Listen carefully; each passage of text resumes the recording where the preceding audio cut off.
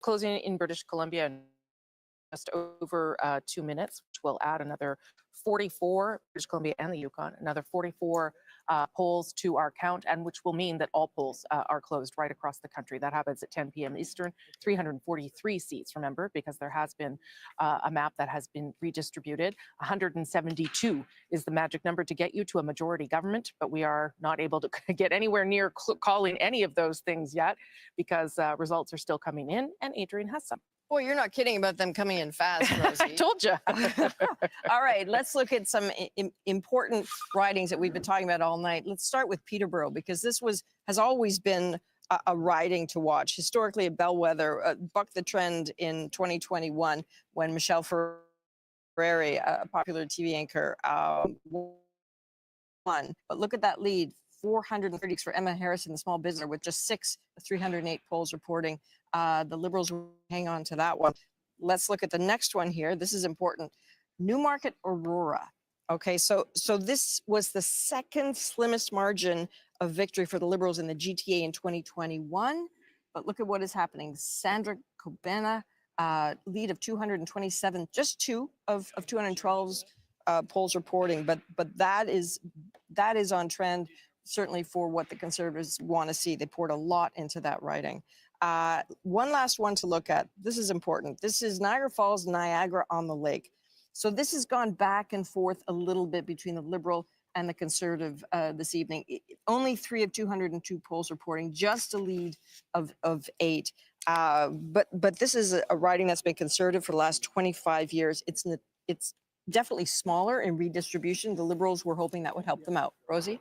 Okay, but a very, very small lead of 8 votes. So we'll see. Mark Carney was down there pretty recently as well, making his case about Canada, the U.S. taking on Donald Trump, another area where, of course, that argument resonates very strongly. Okay, polls closing in British Columbia and the Yukon in just moments. If you're in line to vote, stay there because you still get to do it even after the polls are closed. It is 7 p.m. Pacific. Polls are now closing in the westernmost parts of this country. There are 43 ridings in beautiful British Columbia and 1 in the Yukon. That means that polls have closed right across the country, 343 polls reporting. And British Columbia, aren't you excited? We haven't called government yet. That rarely happens to you. So guess what? Your votes are going to matter here as we get ready to decide where this is going to go. Let's give you an indication of what we're noticing already, and that is the change in the share of vote.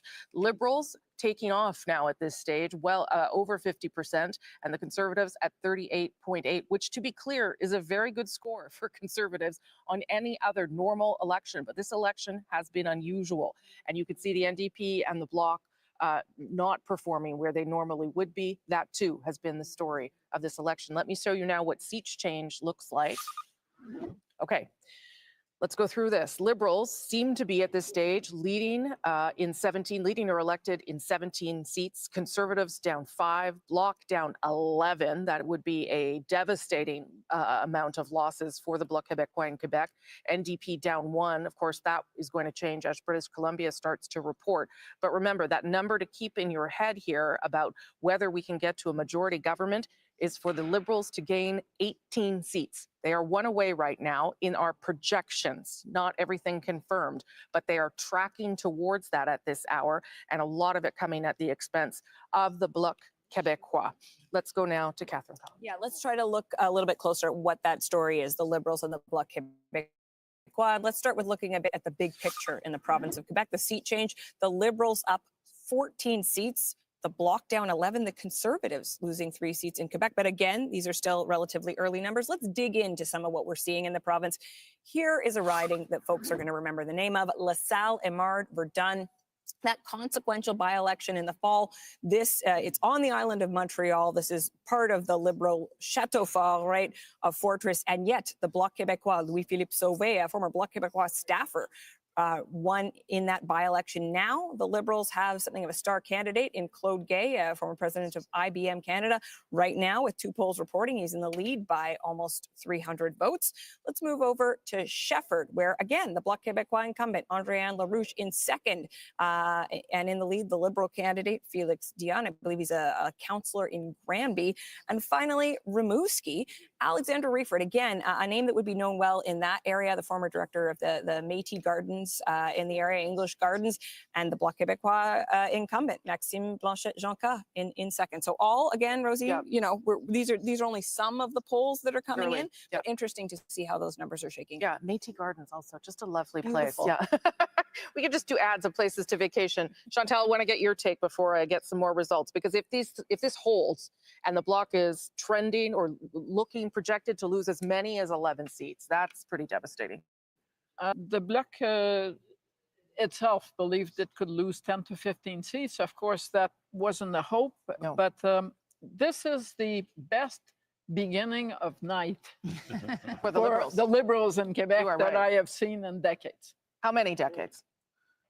Oh, I don't think I was around because Jean Chrétien never won a majority of Quebec seats. Yeah. So you go back all the way to Jean Chrétien, and Brian Mulroney wiped them off the map. So I think you'd have to go back to Pierre Trudeau to this, but it's early. It's early. It's early. So But that's still just saying. it's early. But it's still fascinating that someone who at the beginning of the campaign was not speaking French as well as he was at the end would be suddenly that appealing to Quebecers, if this is where things go. But I'm also wondering, and the numbers are still coming, whether the Conservatives are also having a difficult night in Right. Quebec. Okay. Because at this point, they are under what is called the paying zone. In percentage points, they're below 20%. That's not when that you get votes, but not seats. You need to get over that. And at this point, who knows? Because we're still missing a lot of seats and a lot of posts. But Yeah. for the Liberals who want 40 seats, Yeah. they're ahead in 33. Yeah. Not too bad. No, and if that is true, that the Conservatives are going to suffer in Quebec, that I think speaks to some of the choices that Pierre Poilievre made.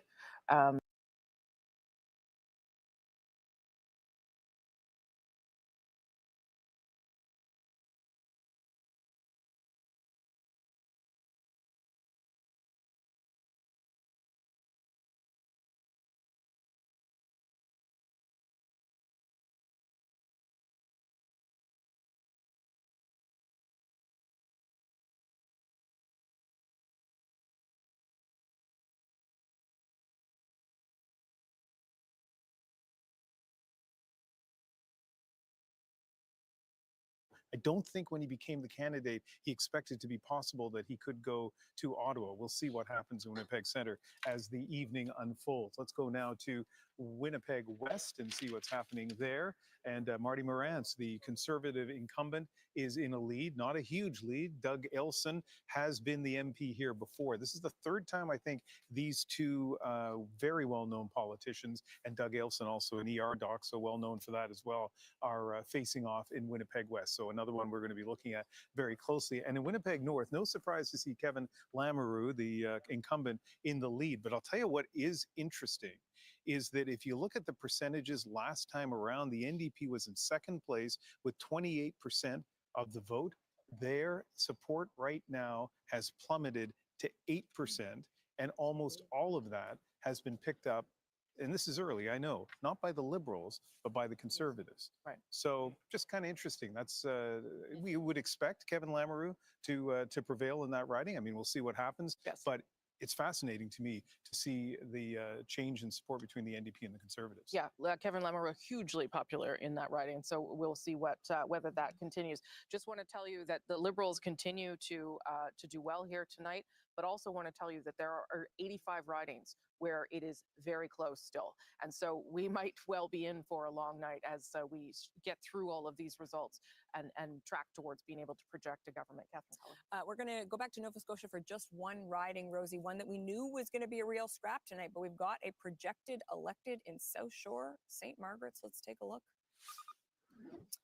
The Liberal Jessica Fancy Landry projected elected in that riding. Rick Perkins took this riding from the Liberals in the last election, but it was not to be for him this time out. He had an additional challenge because, of course, the NDP did not run an official candidate in this riding. So there will be questions, I think, about what happened to the vote. Although when you look at the NDP vote across the board, you know, it hasn't been all that substantial across the country, Rosemary. So perhaps that won't have been that much of a factor. But nonetheless, Jessica Fancy Landry projected elected in South Shore St. Margaret's. That's a significant flip. Yeah. Okay. Thank you for that. I'm going to show you a board right now to try and explain where we're at and what you should be watching for as the results continue to tick in from polls right across the country at this stage. This is where the Liberals are right now. They are leading or elected in 123 ridings. Let me show you the next piece of that. That is the pink seats that you're seeing there. Those are incumbents. Those are the seats that they would have to now win, 51 more if they want to track towards a majority. And if they were to win those 51 incumbents, incumbency, as we've been talking about, does give you an advantage, but if they were to win that, they would surpass the 172 they need to get to a majority. So they need to hold those leading and elected in 123 that you see on your screen. They need to hold the 51 incumbents that are there, and then they're on their way. And things are tracking in this direction so far tonight.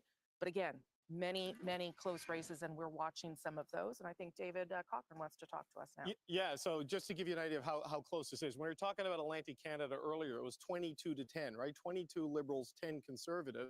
Well, there are two ridings, Terra Nova, where Anthony Germain is running for the Liberals, where the advanced polls are offer the hope of them getting over the top there. And in Central Nova, the advanced polls have put Sean Fraser back in the lead, as that has now gone to red. So we're to a 23-9 count in Atlantic Canada now. You move into Quebec. Chantal was saying this is the best early results you've seen I'm in Ontario. My apologies to the people of Quebec. It was the best night she's seen for Liberals in a long time at the start of an election.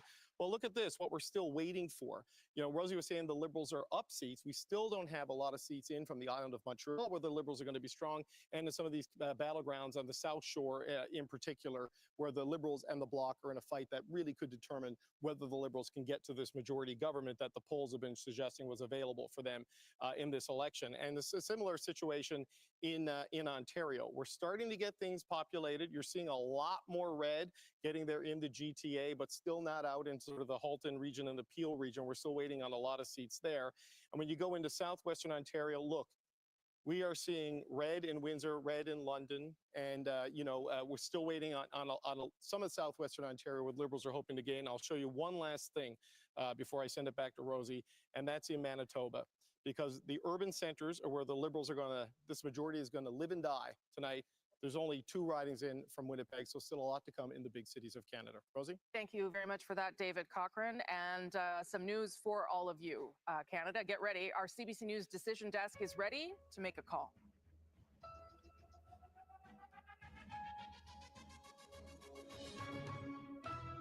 Canada's next government will be a Liberal government. It is not yet clear at this hour whether it will be a minority or majority because of some of those close races we were talking about.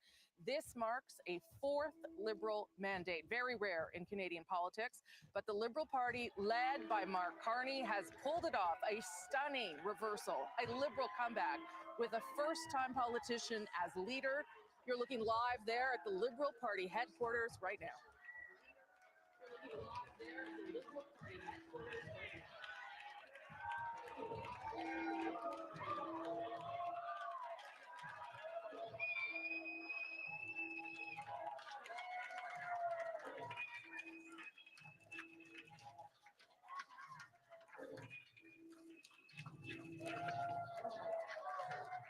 Okay, remarkable, as we said, reversal in political fortunes for the Liberal Party that was thought perhaps to be left for dead just months ago has now made this incredible comeback, remarkable comeback, and is going to form government yet again with someone who has never been elected to public office before. We're waiting on results from his riding tonight. Mark Carney, the 24th Prime Minister, will now be the 25th Prime Minister as well.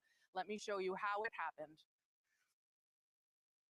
here is the vote share, the share of vote that we've been showing you through the night. The Liberals over 50%, the Conservatives at 38.6, which again, we've been saying in a regular election would have been a remarkable share of the vote for them. But the story really in what's happening with the other parties on the board there, the Bloc and the NDP, not even reaching 5% at this stage. Let me show you the seat change that allows us to call for a Liberal government. 23 seats are leading and elected in. The Liberals are up, the Conservatives down 5, the Bloc down 12 at this stage, which, as Chantal was saying, was not out of the realm of possibility even for people inside the Bloc, but would be very disappointing for them. And the NDP now down 6. The NDP right now on your screen only leading or elected in 2 ridings. Remember, you need 12 to get official party status. I'm going to go over to David to give us a sense of how we got here. Well, look, it's a bit of what we were, at the risk of repeating myself, but that's going to happen a lot on election night. There are 32 seats in Atlantic Canada. We said the path to majority for the Liberals was 25. Right now, they sit at 23. And I can tell you, this riding in Terra Nova, my buddy Terry Roberts is at the watching party for the Conservative candidate. He says the air has gone out of the place because the advanced polls are coming in and the lead is shrinking. The Liberals might get to 24, not the 25. We said they need it for a majority, but that gets them a little bit closer. We go into Quebec, you see a lot of red in a lot of places, and you're going to see even more red in the island of Montreal. Right now, we had said that the Liberals needed 40 seats in Quebec to be on a path to a majority. They're sitting at 42. And Montreal and the North Shore and the South Shore haven't populated. Down to 40, I'm told. It's changing in real time. But still, the areas where they're strong still needs to come in. And that is a sign of hope for them. This is why you can see a minority government is almost certain at this point, or is certain at this point, and a majority government is still very much in play.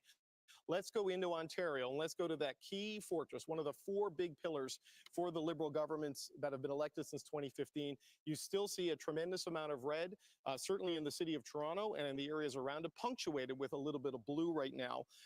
The latest numbers I had is that the Liberals were at 56 seats and they're up 2 seats in Ontario. They're now at 63 seats in Ontario.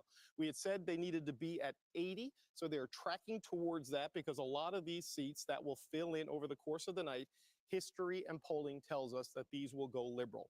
Now, let's go into Manitoba. The Liberals are currently sitting at 4 seats. We had suggested they would want to get 6 here to build up to a total of 10 on the prairies to be at a majority level. They have 1, obviously, in the north right now where they're leading in the NDP-held riding of Churchill. And they've got a couple of 3 seats right now in Winnipeg. And these are also seats where the Liberals will be competitive once we get more results throughout the night. So there is still upward potential for the Liberals as they try to get to that magic number of 172. And this helps right here. This is Desnethé, Misnippy, Churchill River. That's a Liberal leading in Saskatchewan. Do not adjust your set. That's a real thing. It's not officially projected elected yet, but this is a chance for the Liberals to break through in Saskatchewan for the first time since Ralph Goodale was a member of Parliament. And here in Alberta, you see a lot of blue. This is where a lot of the Conservative seats are coming from. But you got to zoom in on Calgary, where the Liberals are leading right now in Calgary Centre, and you got to zoom in on Edmonton. These are going to be the areas where the Liberals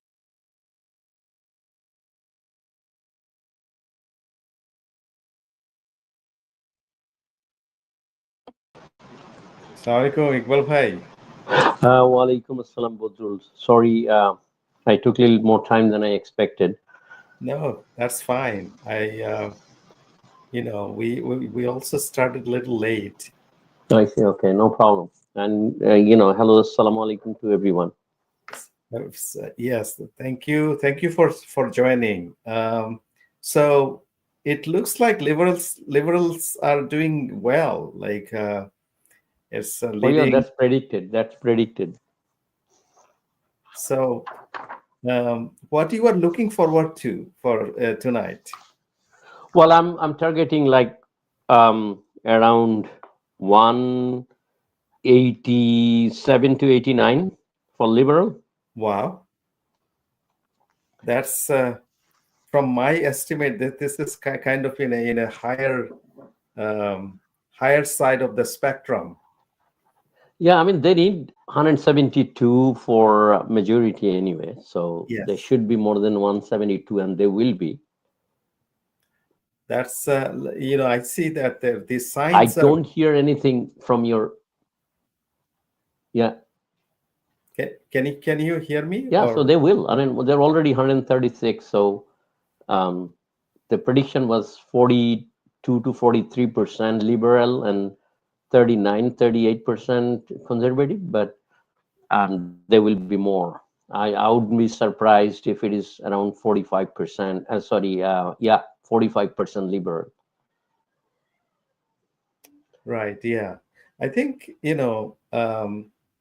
Carney has, I was talking to someone else, and, basically everything got changed after Carney enters into politics and taking over liberal leadership. Yes.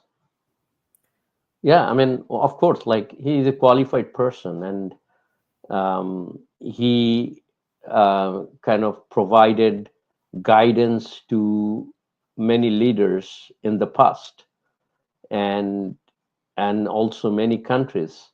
So he knows what to do. So, and people in Canada, they definitely have some confidence that some people thought that it is lost a little bit, in the final period of Trudeau, but they have now regained their confidence. And then it's also surprising that a lot of the conservative voters, they also decided to vote for Liberal because they found that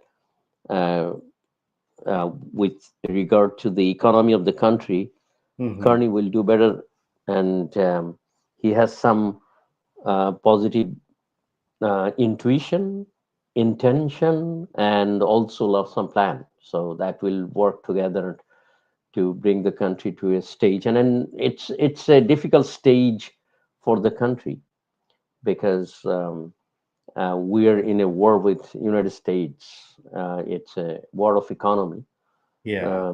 So obviously we should do better, and then we need some sort of courageous and also in some cases charismatic leadership, which Kearney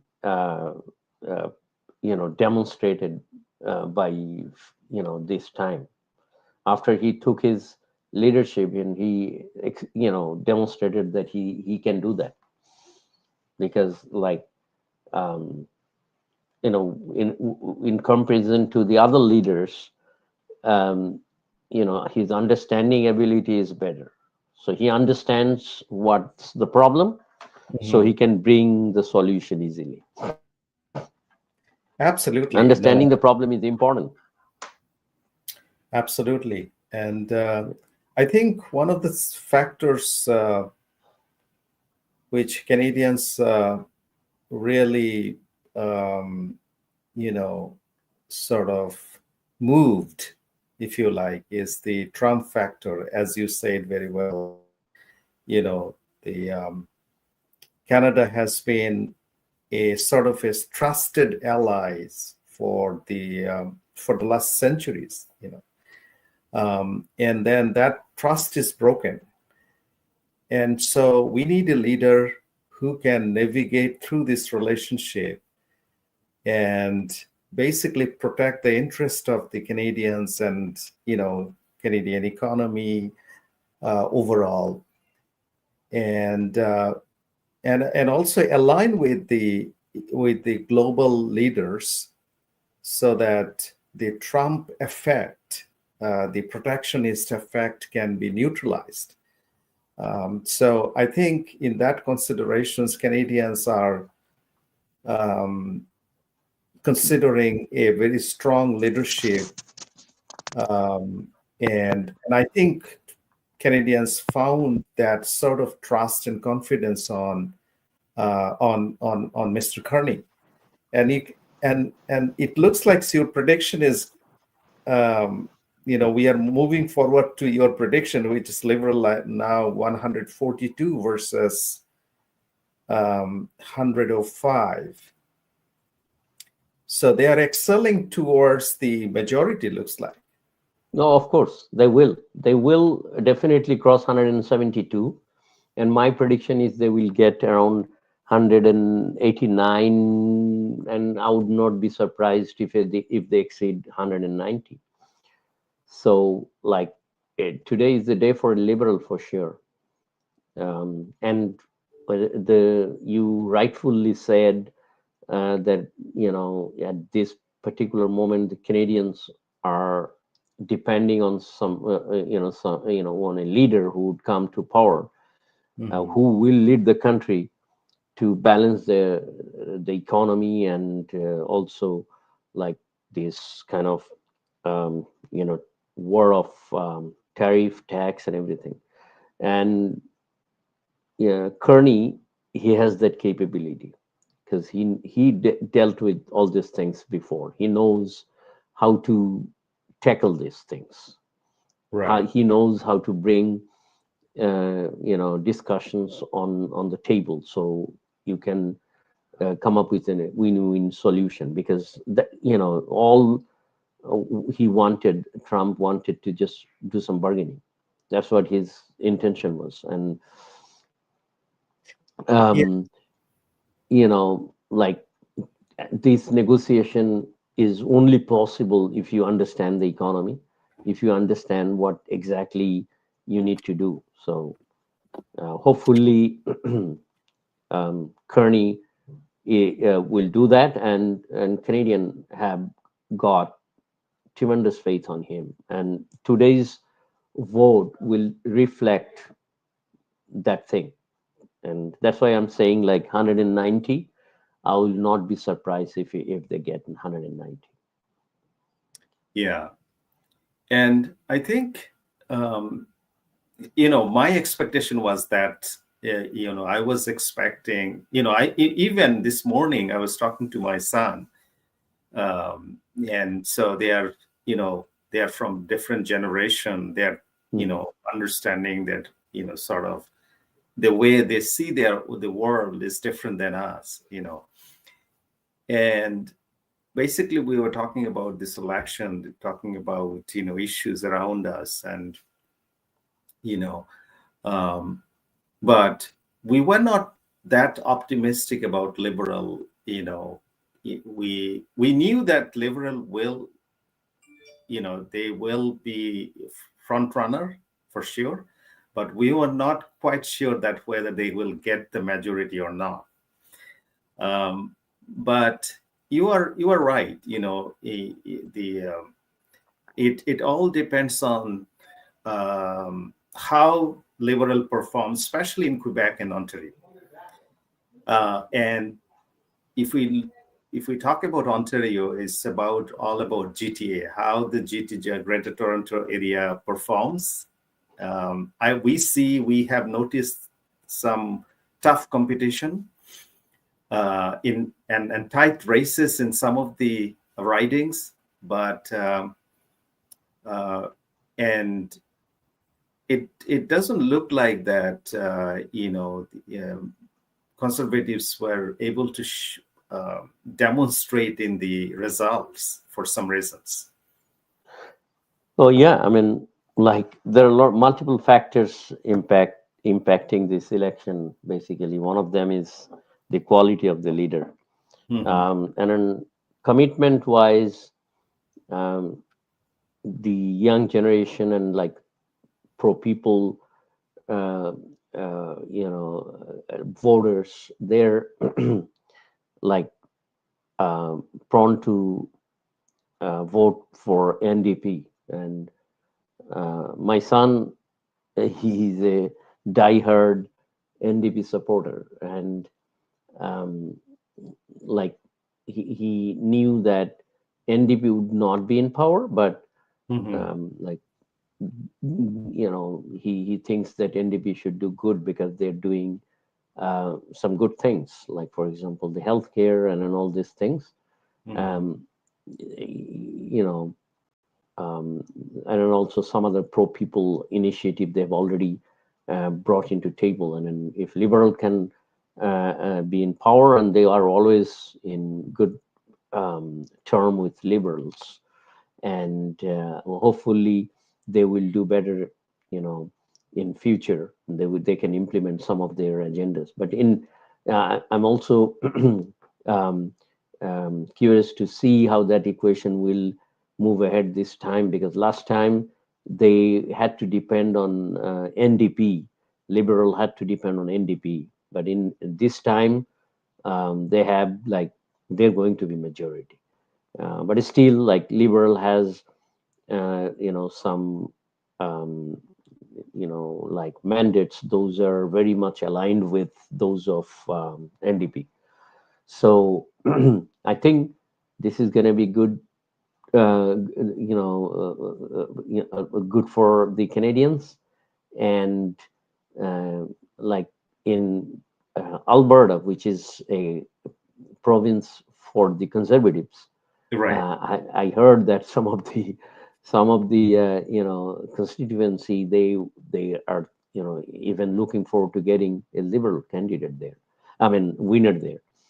So it's going to be a real change in the whole politics, Canadian politics. Yeah. So whatever mistakes Liberal made in the past, they would be able to rectify them.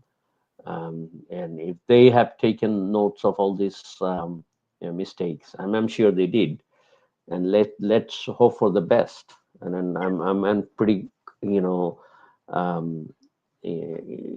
hopeful that this is going to happen. So you raised an interesting point about NDP. Let's talk about that. And so it looks like, if you look at the picture right now, Liberal raised already 150 by 10:30. It's not 10:30 yet, but they crossed, in fact, 150. And Conservatives 117, Bloc Québécois 23, but NDP is just 6. It looks like they are going to lose a lot of seats, and we don't exactly know whether their leader, Mr. Singh, will even win tonight. So yeah. So let me give you one important information here. Sure. Is please. Most of the NDP seats are from you will get from BC, and so election in BC has just finished. So I just came from the voting center, and okay, yes, yeah. So it's 7:30 here, so 30 more minutes. So it would be decided in BC, and then I know that a lot of the seats are predicted, but at least I will expect that NDP will get at least I would say 15 seats. That's my prediction. 15? Yeah, Bloc Québécois, 23, and NDP, if not 15, I would say at least 12 seats they will secure. Okay. Because they already got 6, so another 6 I'm expecting. So at least 12 they will secure. And Bloc Québécois, they used to get around 40 before, so they're now 23, and their predicted cities are around that. If Liberal gets around 189-90, Conservative will get around 125-ish, and Bloc Québécois is 23-25, and the rest of the seats will be distributed among others. That's my prediction. I see. So it looks like that you had some sort of research, in your own research about the election. I did, because I was just looking at the poll trackers. There are a few research group as well. They do predict the poll. Mm-hmm. And in the past, what I've seen is their prediction is very close. Well, it differs 2 to 3%, 2%, not even 3%. Oh, that accurate? Yeah.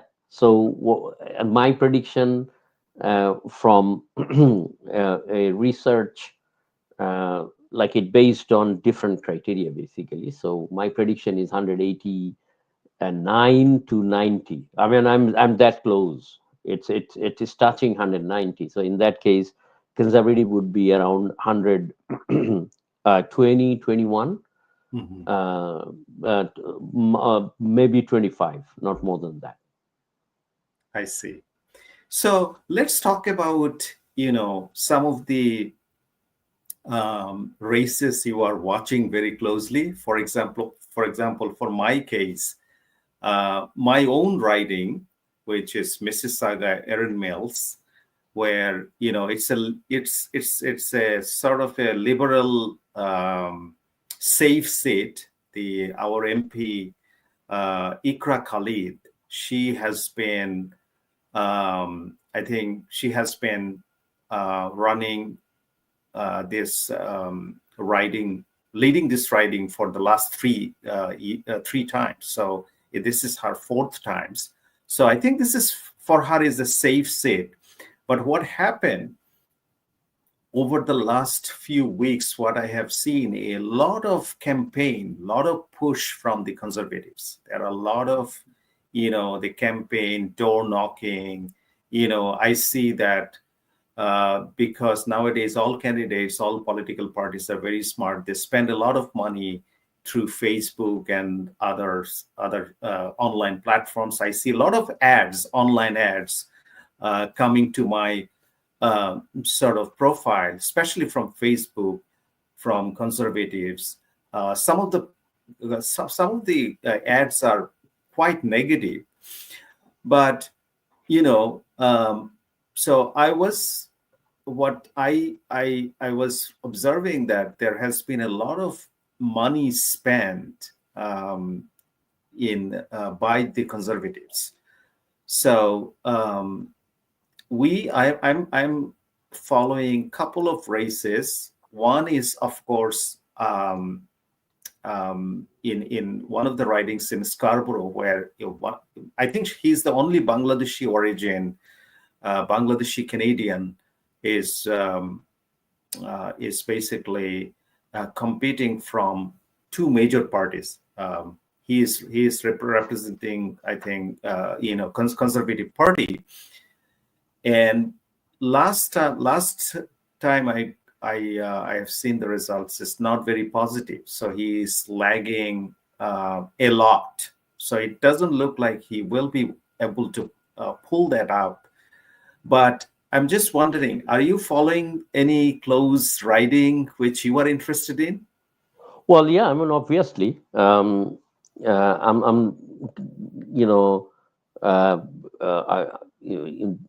I'm obviously interested about BC, and in BC, some of the constituency they they predicted that Conservative will win, but I see that Liberal is ahead of the curve, and yeah, you were right. Conservative was very much adamant that they will win this election, and especially in Alberta, their effort, spilled over some of the provinces as well. Not only it was not confined in Alberta, and they definitely are much, well organized in terms of spending money to win the election. And ads, I kind of agree. In some cases, their ad was not very positive. Like that's not the way to win, because Canadians are not, fooled by the ads and all this stuff. They have a good assessment.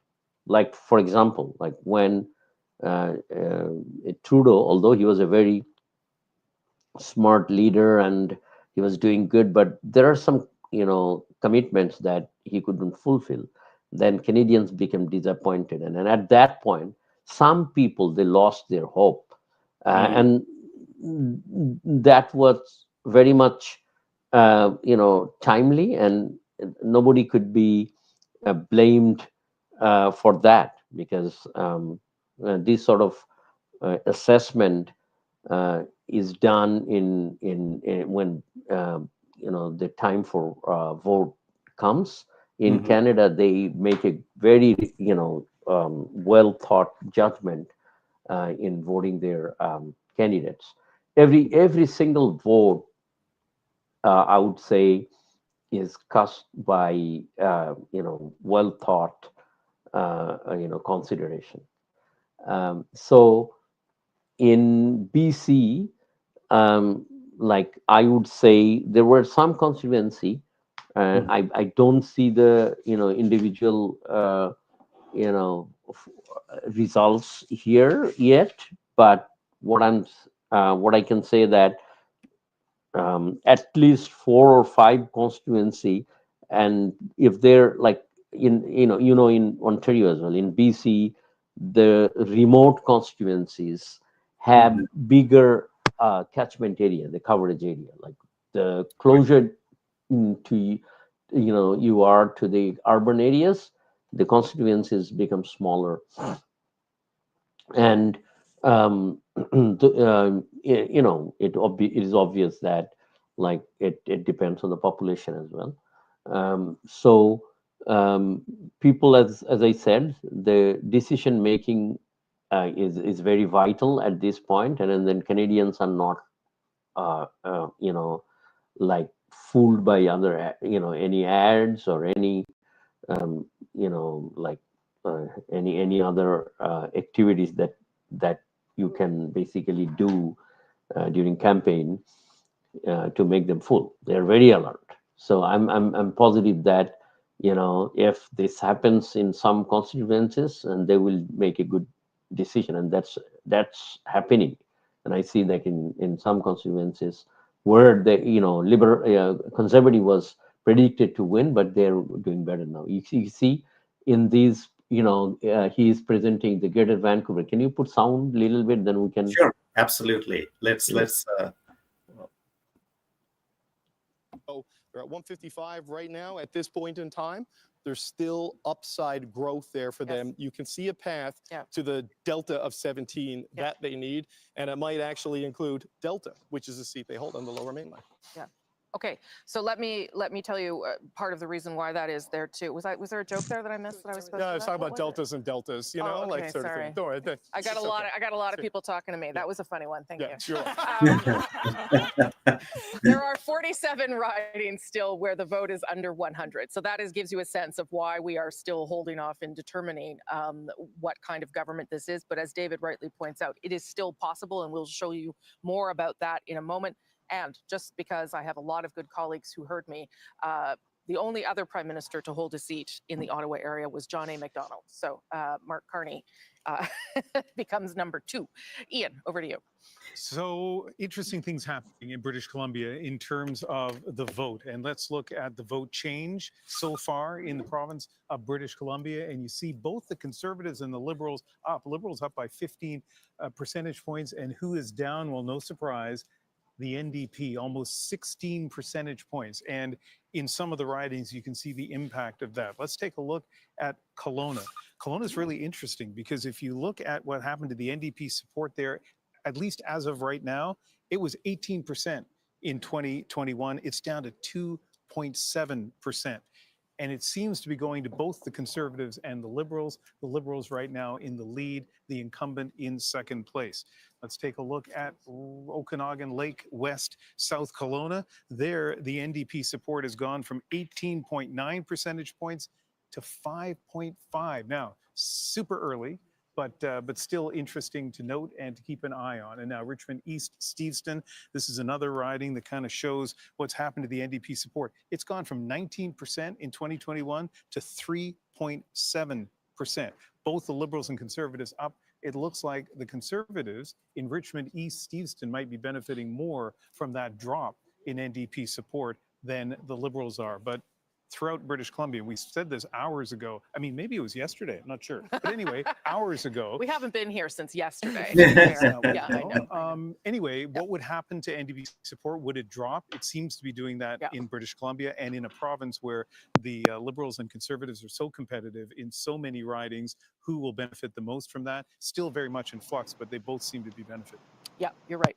Okay, so let's get another part of that story, and that's to look at whether a majority is still possible here as we wait to make a firm call on what kind of government Canada has chosen. So here you go again. This is back to the House of Commons. All those red seats there, leading and elected. So that gets you up to 157. Now we're going to add incumbents to come. Those are the pink seats. That is 9. So they need to hold the 157 they have, gain 9, and they are still under 6, not quite reaching a majority so far with those numbers. But let me give you another little piece of information that is relevant as we think about whether this is going to be a majority government, and that is that there are 44 ridings where the margin is 100 votes or less. And in 24 of those, the Liberals are in second place, meaning that there is still a possibility that they could flip some of those ridings and indeed get over that threshold of 172. And that also tells you why we're not saying anything just yet, because there's a lot still in flux here. It's possible, but it's getting a little bit harder for the Liberals to get there, and they're going to have to work a lot harder in these other ridings and these counts in order to make it. Let's go to Adrian now, who has some results. You bet. You're talking about tiny margins. You're talking about I am, areas yeah. the Liberals want to flip. Let's look at some of those. Let's start with Kitchener Centre. You are not seeing green on the map on the bar at the bottom because Mike Morris is trailing by 33. Just 3 out of 213 polls reporting. That's the very thing Rosie's been talking about. Let's look at another one, Hamilton Centre. Again, the NDP wanted to hang on to that. Liberals are leading with 55, just 55. One last, another one that's tiny margin. That is Niagara South, and that is a riding that would have flipped to the Conservatives in redistribution. The Liberals are holding it with just 22. Only one poll reporting there, Rosie. Okay, so some of those early results you're seeing, some of those tight places. Oh, I think you've got one more Oh, I elected do. here. Well, Yeah, look off at you go, that. yeah. And that's a big one to miss. That is Leslie Church, projected elected in Toronto St. Paul's. St. Paul. That was okay. a rematch against Don So Stewart. that was That lead, Yeah. 1,840. She lost that by 647 votes in that by-election that started so everything that's it's- happening right now. You can draw a I direct think line it's between that possible and this. Yeah, that that loss, that by-election ultimately loss was part of Liberal what got Liberals upset can get with Justin Trudeau. majority, but Starting to speak more openly about how But he's here I to see lead. A lot of conservative is Conservatives like thought that as that of by-election now win they're was doing an good, like anomaly. 134. And My indeed, the Liberals count taking was back around that riding tonight with Leslie Church. Let's have a 126, look but at they're Conservative already headquarters now. And see 134. what's shaking over there. yeah. So Also in Ottawa. Okay. like yeah. So I mean I think like they need for how many votes? 172, 156. So they need 6 for 16 seats. Yeah. Already 59 and 33. You see, it dropped. So Mhm. conservative dropped and liberal increased to 159, which is good. Yeah. 159, 133, 24 and 9. So Bloc Québécois, I mean, it is already decided because Quebec's vote was done before and most likely they have counted most of them. Right. Now, you know, liberal and conservative, you know, in few minutes you will probably see 160, so 133. So it's increasing. So Yeah, it is. 160, 133, and who knows, like conservative 133, maybe very close to close race in some of them, and probably liberal will, you know, exceed. Yeah, you see, it's 61. exceeded. So 132, 161. So this is how it will go ahead. Yeah. So what she's saying, Rosemary Barton, what she's saying that about 100 seats, the difference of the leading candidate versus the second place candidate is around 100 votes for Yeah. 100 seats. So it's very early. Yeah, exactly. So So it's very early, but I think you are right as it relates to Bloc Québécois. I don't think they will be able to cross 30 this time, mhm. which we Yeah, no, they wouldn't. They wouldn't. My prediction is 24 Mhm. max, 24 to 25. Okay. And liberal, conservative, my prediction was 100. Let me see. I have written down here my predictions. Okay. It was 125, my prediction. 125. So they Y- Yeah. exceeded that mark. Yeah. So NDP has got 9. My prediction was little less, I was 10. So they've got already 9. So Okay. now we will see how much liberal gets. So they will obviously get around 175. Let's see, because conservative already exceeded my expectation by Yeah. 6, 7, constituency. We can watch and see. In Yeah. ADC, like it dropped again. Liberal 158 and conservative 134. Basically, it's going up and down because these are Because of all like close temporary ridings. numbers. There are ridings which are very close, Mhm. especially, we haven't started getting numbers from GTA Mhm. because GTA we alone has about how many seats we have in GTA? It's around 122. 122, 120 plus. Yeah. Um, so GTA will ultimately decide Mhm. whether Liberal will form a majority government, or it's clear that Mark Carney will be the next prime minister. That's for sure. No, I don't know about the even GTA, but Ontario has 122. Probably GTA um, has I don't know, probably 100 or so. So Yeah. I just gave you the number for Ontario, Okay. 122. Yeah. So, Mark Carney will be the next prime minister, but Oh, it is for obvious. It is for it's sure. obvious. But whether they will be able to get the 172 mark, that's pretty, Well, I like, mean, let's hope for the best because in BC, um, yeah. So that's the only hope for, I think, for liberals, because, mm, the numbers which Ian Hanneman Singh was showing, mhm. that in BC, liberals basically picked up 15% additional votes. So that 15% will make a lot of difference in the overall. Yeah, that's what I said. Like they're doing really good in BC more than what they expected. Yeah.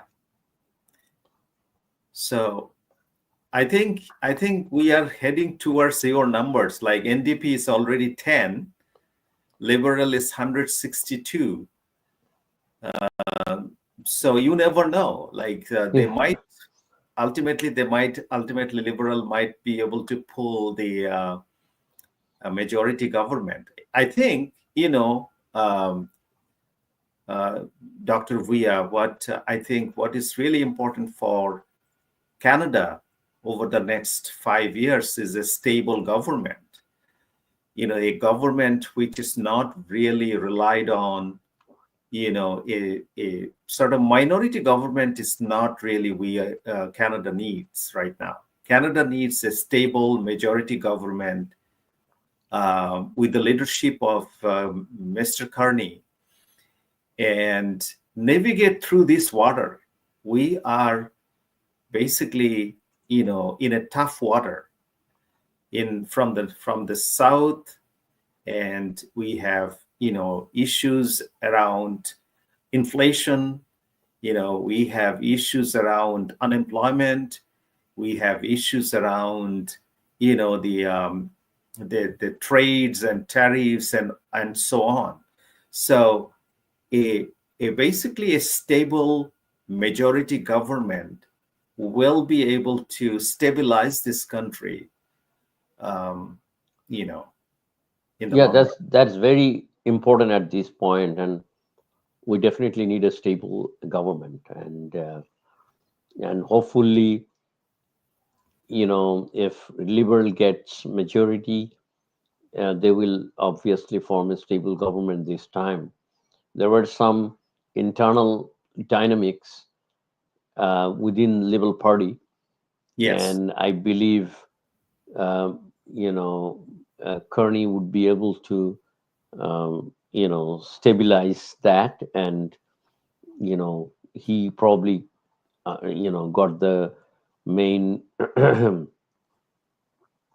issues what came out, and then it's because Trudeau was in power for 8 years, and then there were a lot of people, criticism and plus minuses that definitely came out. Trudeau tried his best, and he I would say he's a successful leader.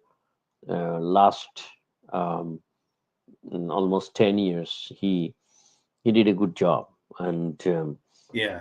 over this long period, it is quite obvious that he, because of his, some of his decisions, some of his, activities, he had some opponents in his party, in his own party, and those opponents, they were trying to, say differently, which reflected in some of their grouping and activities. I believe Mark Carney will be able to bring them all in one platform, and which is important for Canada. 44.6%. Yeah, you Yeah. see, like I said 43% and 39%. So it's almost like 44% and 30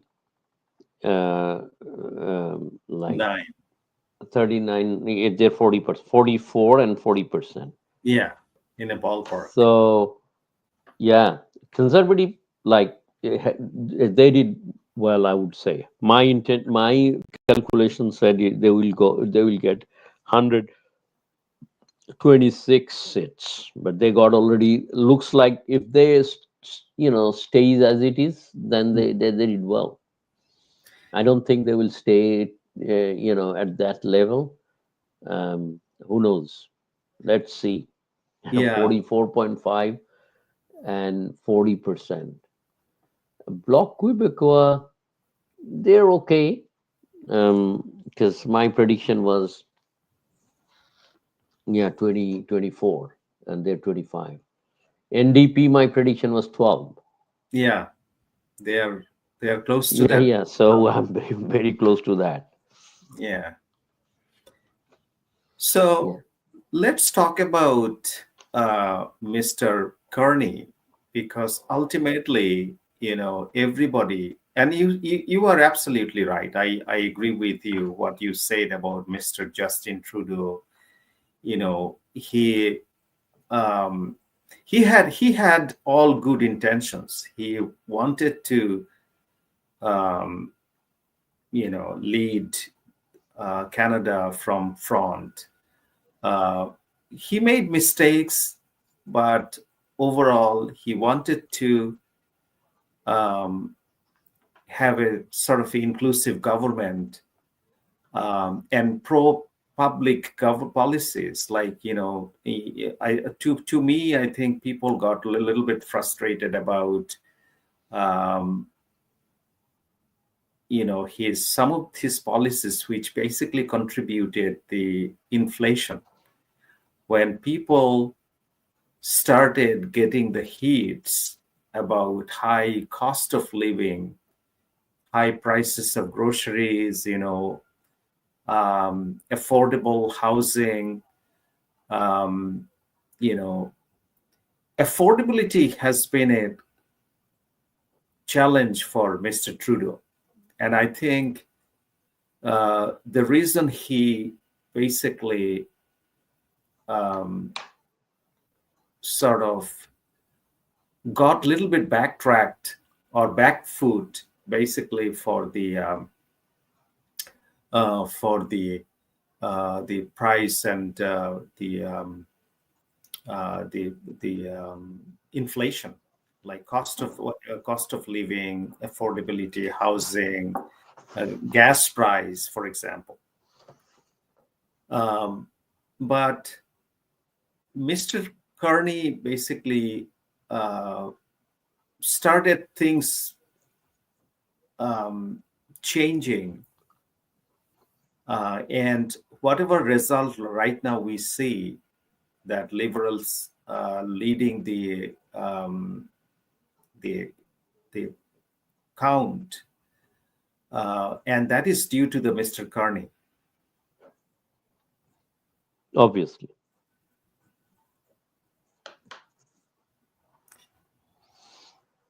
Yeah, I mean, Canadian have, witnessed his wisdom during 2008 crisis, because in 2008 there was a depression, and he was the governor of the Bank of Canada at the time, so he managed that crisis. Right. In 2008 there was a big drop in the housing prices as well, and in Canada, unlike United States, we have CMHC. CMHC protects the banks basically. Yeah. So that's why we didn't see a big drop in the banking sector as it happened in United States, and then also housing price dropped. But in Canada, 2008 was the year when there was a recession, and then housing prices dropped. But immediately after, it bounced back to the exponential increase, and now it is little bit stabilized. Yeah. And I hope that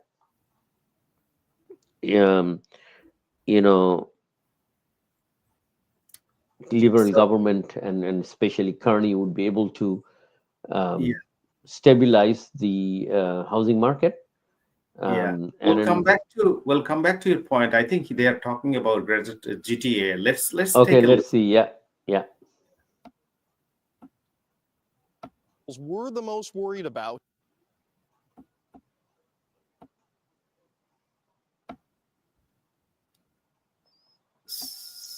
Sorry.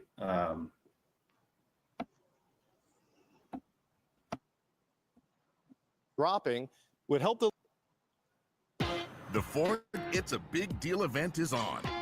And right now, get a big deal when you lease the Escape Active for just $99 a week. However you drive, Escape delivers. But this deal, it's only here for a short time. Have you heard about a weekly? It's the first long-acting insulin with once-a-week dosing. Get the ball rolling. Ask your doctor if a weekly is the right long-acting insulin for you, and visit aweekly.ca. The Liberals run up the score in the downtown Toronto core, where they're going to win just by larger margins. But there were not really any NDP vote to be gained in a lot of these 905 outer areas. And that would you would have a false sense of how viable you were in those ridings, and you would see Conservatives flip those blue. So the Liberals, still early yet in Ontario, but vote inefficiency not playing in their favor as they are down double-digit seats. in a province that pollsters from start to finish had them up double-digit points, Yeah. right? But that again speaks to what we're talking about around the popular vote and the seat efficiency. Nothing is working as it normally would in an election. That's what's happening, right? Yes, Yeah. and Donald Trump obviously disrupted this entire election. I mean, the U.S. president makes about $400,000 US a year. The Liberals should probably book that as a campaign expense, given the way that it's helped them throughout this thing. But until we get sort of the urban votes in mass number, know exactly how the cities of Canada are going to vote, and the suburbs of Canada are going to finally vote, and of course British Columbia, it's hard to know if they're going to get there. But the vote efficiency that has helped the Liberals win the 2019 federal election and win the 2021 federal election, despite losing the popular vote, at this stage, we're not yet seeing that. Now, they're starting to tick back up. They're in 161 right now. Them and the New Democrats and the Greens, Rosie, Yeah. that's a majority. You got a bingo right Yeah. there. But, Yeah. that's a whole lot of work that still needs to be sorted out at this Yeah. point of the night. Okay, thank you so much for that, David Cochrane. If you're just tuning in, we have in fact called a Liberal government with Mark Carney as Canada's 24th Prime Minister. He also has been elected for the very first time in his life in the riding of Nepean.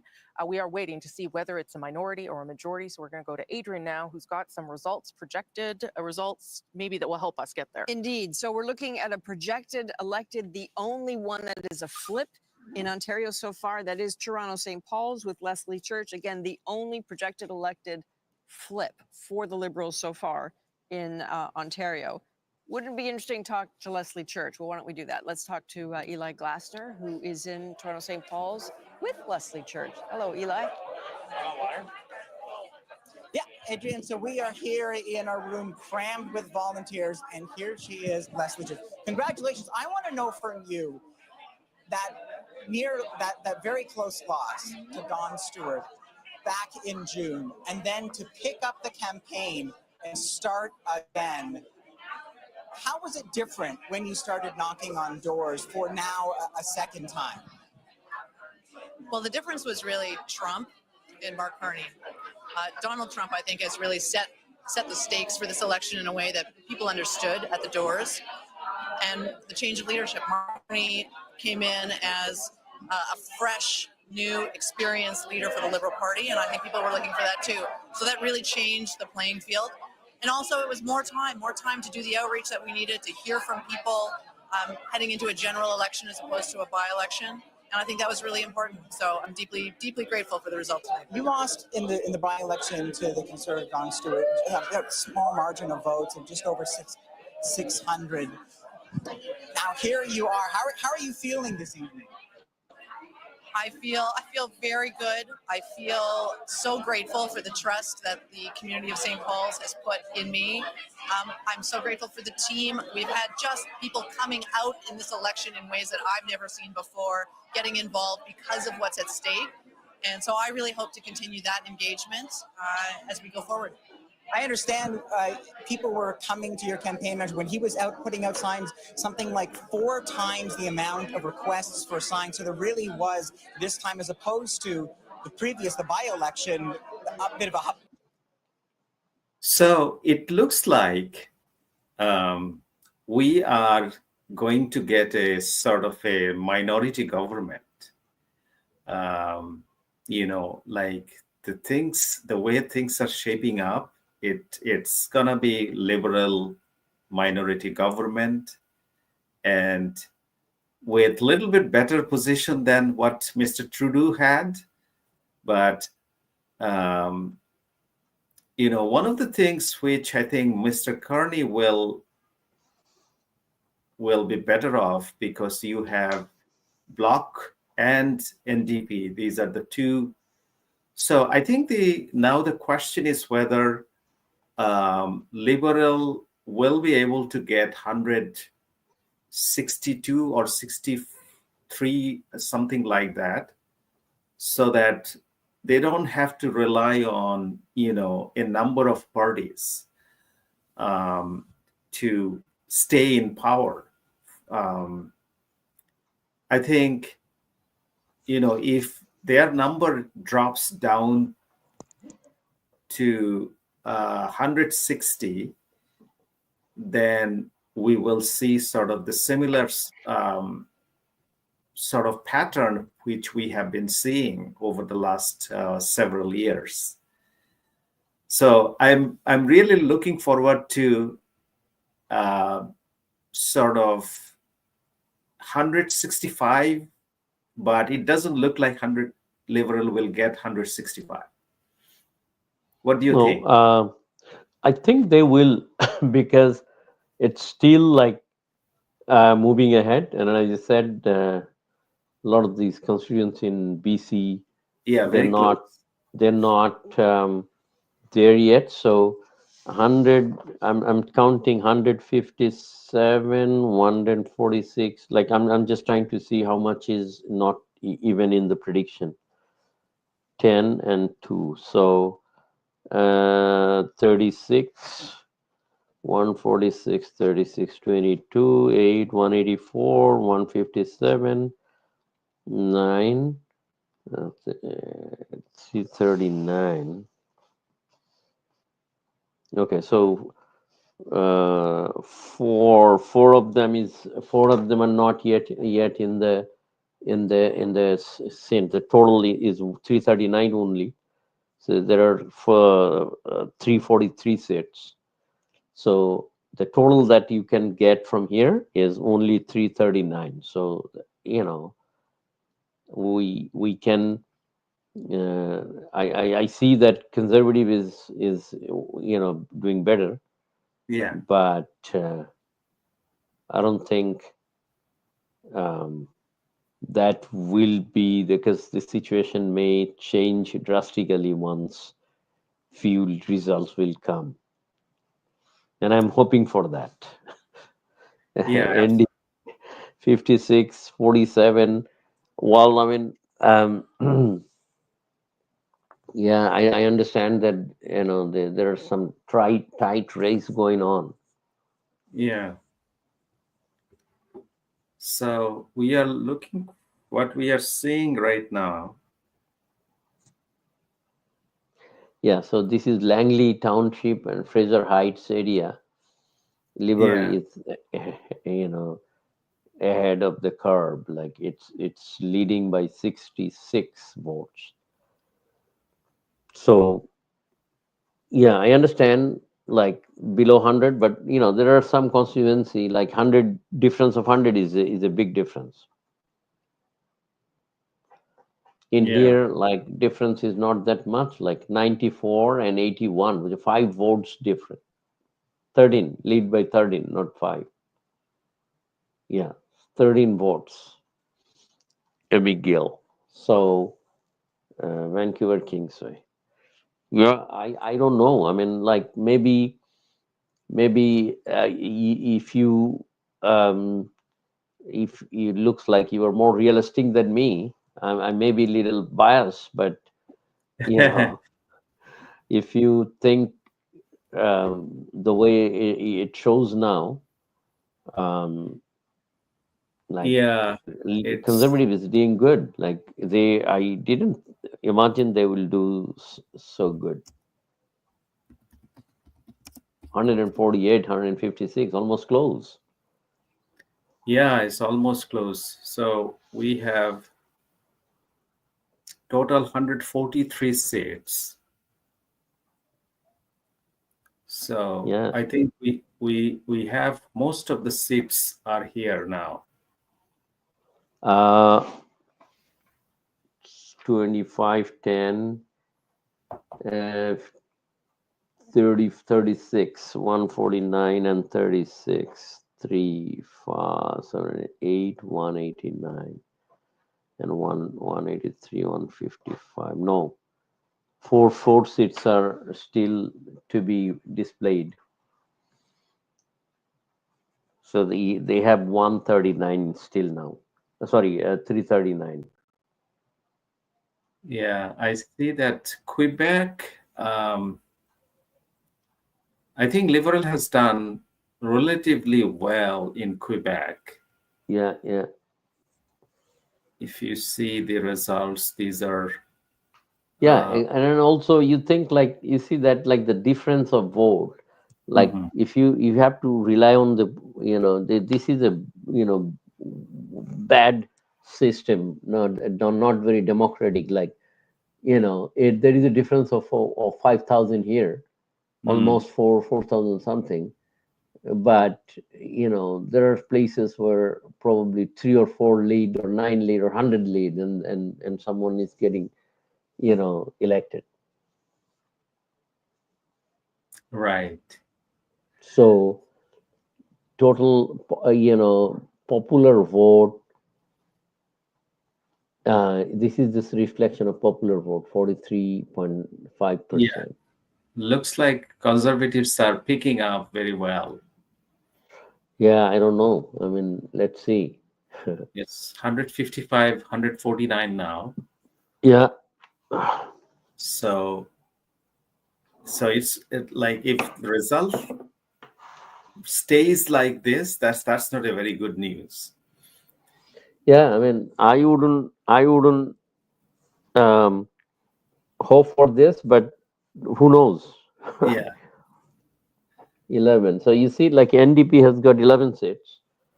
Bloc Quebec 26. I'm just trying to see 156 and 11, 7, 6, and I want at least Liberal plus NDP should be 172. Yeah. So that was right now, if you look at the numbers, I think for Liberals, the best case scenario would be Liberal plus NDP. That was the case before. But that was the case before. And Green was with them as well. So right now, they are not like Liberal plus NDP. It's not giving them 172. Plus, that's plus Green maybe, but just Green will have 1 or 2 seats maximum. So it doesn't look very good. Yeah, that's what I'm saying. Like, something happened. My prediction, for conservative, 148, 157. That's what I see here. Yeah, I don't know. And they're also picking up in terms of the popular vote, like 41.8% now. Like, if you look at the 41.3. I see. Like, they were 40 something, then now 41.3%. They are catching and up. They were 44%. Right. So overall, I think if you look at the overall nationwide distribution of votes, I think conservatives did very well. Oh yeah, I would say, of course. So far, if this is the case, then they really did well. Yeah, they really did well. Now, it will depend on ultimately, because there are a number of, there are at least 50 or 60 ridings where the votes are very close. So that will ultimately determine, but again, that can go either way. Like, Liberals cannot expect that all, very close ridings will go in their favor, or conservatives cannot expect that the others will be they're in their favor. So if you look at the trend is, again, it's not very positive, because ultimately Liberal will have the highest number of seats, that's for sure, but that will not give Canadians a stable government, which everybody is looking forward to. I think you were correct. Like, we need a stable government, and it's everyone's looking forward to getting Liberal, come back to power with a stable, condition. Let's take a look what he's saying. I think he has some updates about. Let's take a look, and then we'll come back. Yeah, sure. And like, let's go through some of the regions here. The NDP vote is nowhere in Ontario, but a lot of it's going conservative. So we've seen the Conservatives moving into the Peel region here and like gaining seats in the York region. But what's also interesting is if you go to southwestern Ontario, look at this. Windsor right now is blue. London Fanshawe is blue. I believe Kitchener Centre, the Green Party seat, that is blue right now. And I bet you if we go into the Hamilton area, we're going to see some of that there as well. Look, there's no orange in Hamilton, but in Hamilton Centre, there's a Conservative in the lead right now. So this is the top line numbers, and sort of the conventional wisdom of this election has been that the NDP vote collapse would just all huddle around Mark Carney as the new Progressive Party avatar. But what you're seeing is a lot of those orange votes seem to have gone blue, or at least the orange ridings are going blue, because the dynamics were red and orange are pretty strong seconds and third. And you know what? Doug Ford rode this dynamic to a majority in Ontario, because you had Bonnie Crombie and Merritt Stiles kind of competitive second and third place in vote share. And we're seeing this sort of playing out in Canada's biggest province, in the key battleground of Ontario. The last numbers I had on Ontario, because it is changing back and forth, 63 Liberal is what I'm told right now. They're down 13 in Ontario right now, at 59 Conservative. They're up 18. So the Liberals are losing seats to the Conservatives in Ontario. The NDP are losing seats to the Conservatives in Ontario. And look at that. It's 154 to 152 right now. Like, we're getting close to a tie. Rosie? Okay, Althea, you went in there, and then Andrew, and then I'm going to get some more results. Two things. Yeah. One, I don't think we actually know enough at this moment, because we don't know what the advanced polls are, and there was such a huge turnout for the Liberals. So I don't know, but a lot of the ridings that Mark Carney went to in the last week, like Newmarket, Aurora, King Vaughan, those are all blue at the moment. And I think a lot of the major issues there are crime, and the Liberals really did not speak to a lot of people's anxieties on that. Yeah. The other thing that you're seeing in Edmonton Centre, in Windsor West, in London Fanshawe, is that the Liberals decided to go after basically NDP incumbents to get to their majority, and Progressives did not know who to vote for. We talked about this at the beginning of the show. And so these are not naturally Conservative seats at all, but the Liberal and the NDP have split the vote, and the Conservative is coming in. Yeah, Andrew, and then Arif, and then I'm going to take a... These are remarkable numbers at this point. Now, I know a lot can change. I know we've got the advanced poll. I know that there's probably more urban votes to come in, but a lot of seats are going to have to flip from where they are now to get the Liberals to a majority. And I would certainly only say, let's not equate minority government with instability or parliament from hell. You know, this is, there's, you know, even in a crisis, there's two ways in which you can have stability in a crisis. One is one party wins a majority of the vote and just rams everything through. Another is the parties figure out they have to work together. Yeah, I agree. But look at these two parties. Put aside politics as usual. Do you see Pierre Poilievre working with Mark Carney? We'll have to see. Yeah. I mean, he believes that the role of the opposition is to oppose. Like, that is how he attacked the NDP in the last. But look, if things get really hairy with Trump, the electorate will be in an unforgiving mood for anybody who's seen to be just playing politics as usual. I think we've seen that the electorate has adjusted their metrics as to how they look at people when they're really scared about things. Maybe. Quickly, Arif for Ronnie, then I got to go to Catherine Cullen. Well, I'll agree with a bit of what Althea said, but just politely push back. So on the point about the advanced polls coming out, that we still need to wait for that. There's no the conversation with respect to crime has already happened by Mark Carney, by the platform that put out. It talks about things like gun control. It talks about things like investments in officers. What it doesn't talk about is suspending charter rights and invoking the notwithstanding clause. I think that's a mature approach, a professional approach, and one that is required from somebody who aspires to the highest office. Okay. Take a look at the bottom of your screen. That's what's got us all worked up here, because things are moving around very quickly and things are very close. And so that's where we are tonight. Yes, it'll be a Liberal government. What kind is anyone's guess? Catherine Cullen. Yeah, and you see the NDP there hovering just below official party status. But one thing that is a little bit more certain than that, one seat that is a little bit more certain, is that of Alexandre Boulris. He maintains the NDP presence in Quebec. And I believe we have Mr. Boulris. The CBC's Kwabena Oduro is in the riding of Rosemont-La Petite Patrie. And you got the candidate himself there, Kwabena. Yes, I do, Catherine. And when it was brought up on screen that he was elected again in his riding, the crowd erupted. And I'm here with Alexandre Boulris. What's that feeling like? No, I'm so proud, and I thank the people of Rosemont-la-Petite-Patrie for their confidence for a fifth mandate. We will continue to talk for them and to fight for them and get results. So it is going to be a liberal government. What are your feelings about that?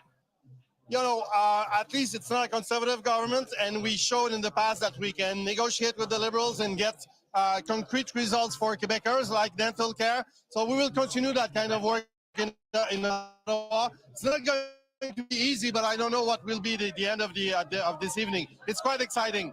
What do you want Quebecers and Canadians to know now that you are going back to the House of Commons to serve them? I will be there to talk for their issues, grocery, housing, the cost of living. We will continue to fight for working families, and we will have a close look on the Liberals and Mr. Carney. So you are happy, your fans here are happy, your volunteers are happy. What is it like seeing your party not do so well tonight, though? It's difficult. It's a rough night for the NDP in general. We'll see at the end of the evening, but it was difficult from the beginning because of Mr. Trump changed everything. But we will continue to be there for Quebecers and Canadians. Thank you very much, and congratulations. Thank you.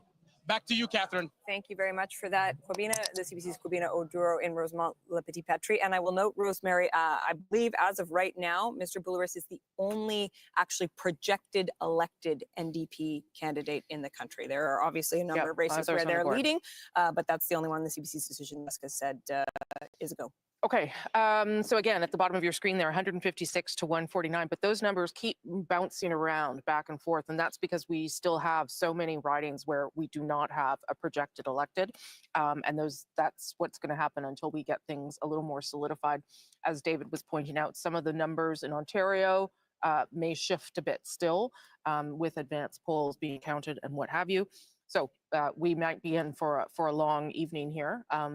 It is late already, but we might be in for a lot longer. Chantal, it looked like you wanted to say something there. I'm looking at the what's available for Carleton. Yes. You talk about Ontario ridings not being, there are not that many polls counted. No. But at this point, the Liberal candidate is ahead of Mr. Poilievre. Yeah. But that's mostly an illustration. I believe the end result will be a lot tighter than Sure. what I'm seeing. But it gives you an idea of how long we might be here before we have some final sense of what's happening. Yeah. It's, Yeah. It seems to me that the vote counting is slower than usual It might be. in many regions of the country. Carleton is a special case because it's got 91 candidates on the ballot. But, we don't know what the turnout is. If the turnout is anyway, what the advanced polls was, if that is reflected in the general, there are more votes to be counted then too, right? That's possible. Yes, but I also believe that in future Elections Canada should want a protocol where the advanced polls are all calculated at the Ahead same of time. Yeah. so that it doesn't skew the commentary and the results and kind of gives you a more stable basis for what's happening. Right, because again, in Carleton, where they have those 91 people on the ballot, they were allowed to start counting those votes 6 hours ahead of time. Advanced polls in the rest of the country, it's 2 hours ahead of time if the returning officer wants. It's up to each returning officer to make that decision, and that's why things are a little sticky right now, I would say. Okay, what am I doing here? I'm going to show you. Oh, here we go. This is Carleton here, as Chantal was just saying. A lead of 1,400 for the Liberals. But that could be all those advanced ballots. That is very possible if they were counted first. And only 10 polls reporting. So we're nowhere near calling anything in that riding, but that is why things are so, I'm not going to say volatile, but they are unusual and difficult to predict, I think is the safe way to characterize things in this highly unusual election. Ian, you've got some results. Well, let's go to Saskatchewan, where things are more stable and the counting has almost, well, if not been completed, at least the picture is a lot clearer there. And if you look at the vote change, well, look at the share that the Conservatives have. That will come as no surprise to anybody. The Liberals have increased their vote share by 11 percentage points, but kind of only a moral victory when you consider that is not really translating into a significant change in terms of seats, although even winning one seat in Saskatchewan for the Liberals is significant because it'll be the first time that they've done this since 2015. And the seat we're talking about, and we've mentioned it many times tonight, Desnefe, Missinippi, Churchill River, Buckley Bélanger is going to Ottawa. He's been a provincial Liberal. He's been a provincial NDP MLA. He unsuccessfully for the Liberals last time around. Redistribution changed this riding and made it look a lot more favorable for the Liberals. And of course, the Liberals have won there. But in the cities, Regina and Saskatoon, this is a province that does not have a truly urban riding. So the ridings include the suburbs and the city core. Makes it difficult for the progressive parties to beat the Conservatives. And look at Andrew Scheer, the former Conservative leader. No surprise that he's won Regina Qu'Appelle by a huge margin. And Regina Qu'Appelle is where the CBC's Adam Hunter is tonight. Adam, I know you're an expert on things political in Saskatchewan, so you can take this in any direction. What's the headline tonight in Saskatchewan? I think a crack in the blue wall for the Conservative Party. They held with that share vote you showed, Ian, very impressively, but the Liberals gaining that seat in the north is not insignificant. They'll be happy about that. Here in Regina, they were hoping to pick up some steam, maybe Regina Wascana, Ralph Goodale's former seat. That didn't come to pass as of yet. And you showed us Andrew Scheer's results. No surprise there. Andrew Scheer winning for the 8th time. The class of 2004 coming in at the same time as Pierre Poilievre. As 24-year-olds, we're waiting to hear from Andrew Scheer. He'll be speaking with us, we believe, momentarily. And what about the state of the NDP in Saskatchewan tonight? Yeah, Ian, it's a bit surprising and disappointing, I think, at the same time for the NDP because they did so well in the provincial election, putting up a big fight in that provincial result, really increasing their seat count. But that didn't translate federally. The federal and provincial NDP aren't really aligned.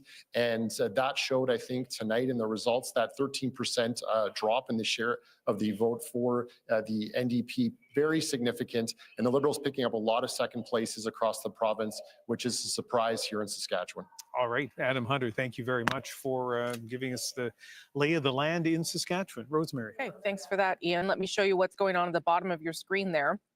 And that is a whole lot of nothing definitive, basically. 157 leading and elected for the Liberals, 149 for the Conservatives. The Bloc sort of sticking around that number now that most of the counting is done in Quebec. The NDP at 10 and the Greens at 1. And I believe that's Saanich Gulf Islands at this stage. So we are waiting to be able to give you a better sense of what kind of government Mark Carney will lead in his new mandate, where he is an elected prime minister, not just one who won leadership. That is Liberal headquarters, where there was a lot of excitement earlier in the night when it was declared that they would form government. But right now, they are waiting to see what exactly that means. And I guess we're on there too. So Ashley Burke, let's hear from you. I think you have a guest with you. And I guess we're on there too. I do, and there's a lot of people in the room watching these election results really closely, nervous about whether or not it'll be a majority or a minority government. With me is David Lametti, the former Justice Minister and Attorney General of Canada. He left the government last year. He's a longtime friend of Mark Carney and has been providing informal advice to him throughout his campaign.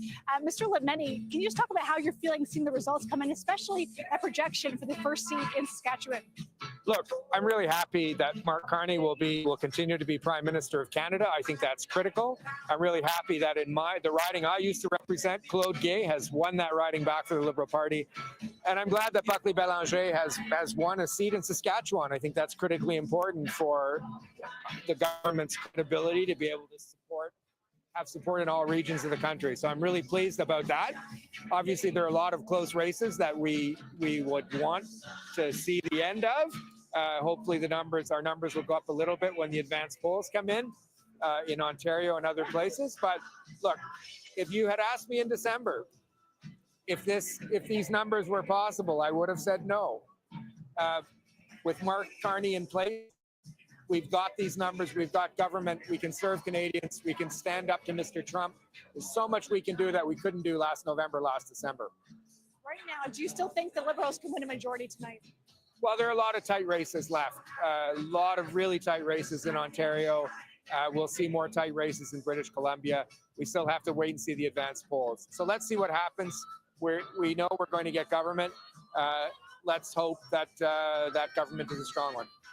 The vote is so divided right now. What does that say to you about the state of politics in Canada? There's division out there, and we need to work. We need to work as a country, and we need to work as a government. Mr. Carney, Prime Minister Carney, is going to have to work as a government to be a rassembleur, to bring people together. There's a lot of misinformation out there. We need to combat that. We need to establish the ability to talk to each other again. And since I left politics, it's been a lot easier to talk to people on all sides, and it is something that we all just have to do. Every single citizen has to do it, but a government in particular has to lead, and Mr. Carney will lead us. Thank you for your time, Mr. Lemeni. Thanks, That's Ashley. David Lemeni, the former Justice Minister here at the Liberal headquarters. Okay, thank you, Ashley Burke. And of course, David Lemeni, a good friend of Mark Carney's, who has been advising him, is what we kind of understand, a little bit throughout this campaign. As you see Liberals there waiting to find out how this night is going to unfold. Catherine Cullen, do you have some results? Yeah, well, Rosie, a lot of action happening on that board. So let's go to Alberta, look at some of the cities and see where some of that action is happening. I believe we're going to start here with Edmonton Griesbach. There you go. Now, this was a rematch, right? Kerry Diot, the previous MP for this riding, Blake Desjardins of the NDP, won it in the last election. Kerry Diot has won it back. That is projected elected. So that is one of the certainties tonight, and some of the movement that you're seeing there also speaks to what is happening with the NDP numbers. Let's head over to Calgary. In Calgary Centre right now, the Conservative incumbent Greg McLean is second. This is a riding that the Liberals took in 2015, but Greg McLean has had it for some time. So we're going to want to watch the Calgary Confederation, Corey Hogan.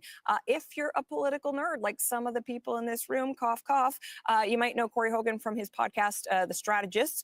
Right now, he is in the lead, but he's got quite an opponent in Jeremy Nixon, somebody well-known in provincial politics. And finally, Calgary McKnight, where the Liberal George Shahal finds himself in second at this point. Conservative Delwinder Gill ahead by more than 400 votes at this stage of the game, Rosie. Lots of we're interesting back places there in from Alberta. Thanks for that, from Catherine. little I want to show break. you a little bit of how the leaders are doing. Those are the MPs or candidates I'm tracking. Let's start with Mark Carney as we. So Mark Carney already pulled the election, so for him, so that's good. But yeah, ultimately it looks like that it's gonna be a liberal government, liberal minority government. So you will see result will stay like that, 160 approximately. And conservatives, yeah, so they will be below 150. And it looks like Mr. Blanchet, he also won the election. So it would be interesting to see whether Mr. Poilievre can pull this.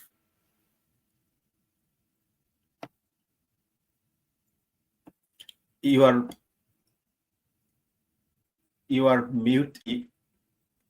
You are muted. I'm looking at the results. Like Jagmeet Singh didn't win. Oh, he did not?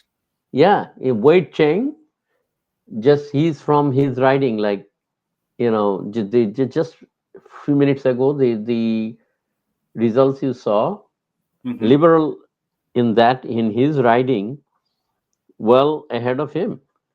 Yeah, no, that's what the projection. Like I heard. I don't know who said that Mr. Jagmeet Singh and also Mr. Poilievre, both of them, have some tough competition going on in their respective seats. So, yeah. So Mr. Maxime Bernier, the leader for the what is the party's name? Forgot about his party's name. Progressive, the Progressive Conservative, like the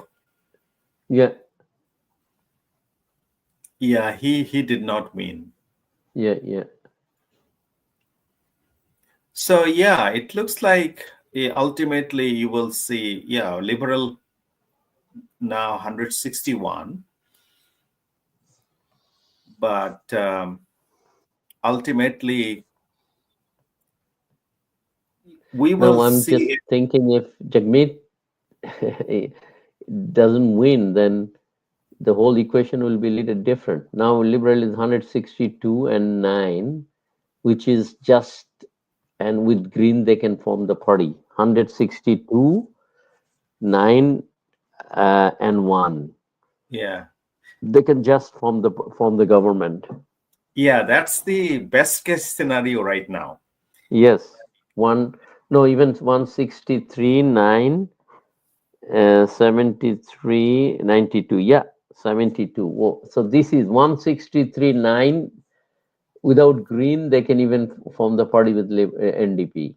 Yeah. So I think this is the best case scenario for tonight. If Liberal can stay with that 163, 64, and I would be really, really happy if Liberal can maintain this number for the rest of the night.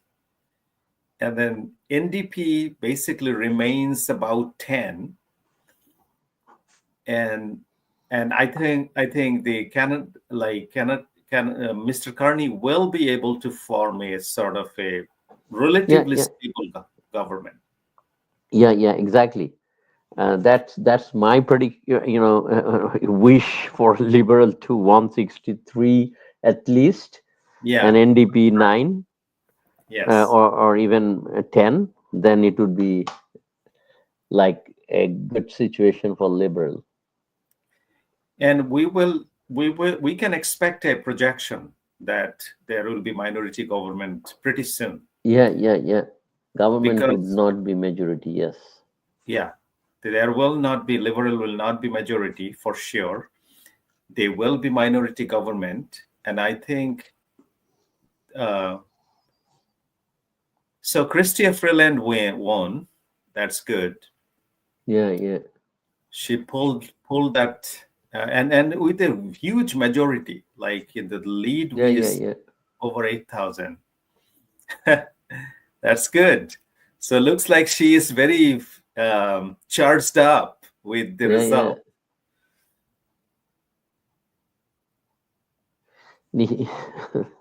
Yeah, I mean she did really well. Yeah, she did. She is very popular in her constituency. Yeah, she's her constituency, and I think one of the things people like her about the person she is, she's very sort of straightforward, straight shooter. She doesn't really. What's the name of her constituency again? Yeah, this is in the downtown area, like a part of GTA. Oh, I see. Okay. Within the city of Toronto area.